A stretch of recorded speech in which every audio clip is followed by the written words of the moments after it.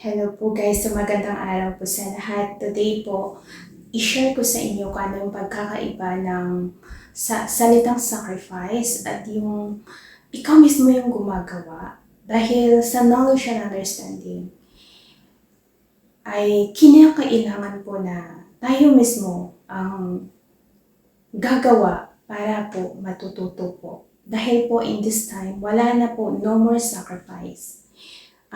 Kailangan po nating individually na gawin para po sa kaligtasan ng ating kaluluwa at kaligtasan ng physical human body natin.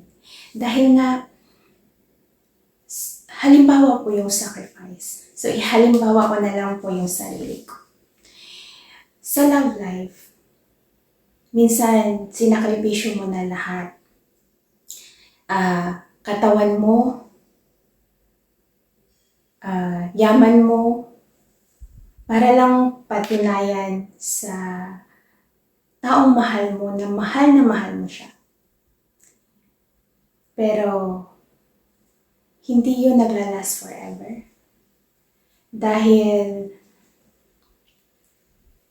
sa nagsasakripisyo, andun po yung sincerity nila. Pero sa receiver, walang sincerity po.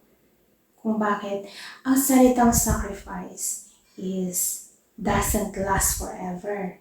Kaya po, in this time, dahil nga kung babalik din tayo sa panahon ni Jesus,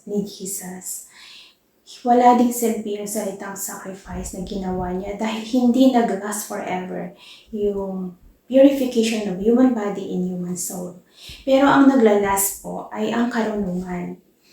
Kaya nga meron tayong yung laging sinasabi ng magulang natin sa atin na, anak, mag-aaral ka ng mabuti. Dahil yan lang ang tangi kong pamana sa inyo na ninuman ay hindi nila mananakaw yun. Which is totoo naman po. Ang karunungan ng bawat isa, ninuman ay walang makakanakaw. Yan po yung tunay na kayamanan natin individually. Kung bakit sa pagkakataon na ito, gusto ko lahat kayo matututo. Kaya lahat kayo ay gagawin yung tama. Kayo ang gagawan at ako ay mag-guide lang sa inyo ng mga knowledge and understanding.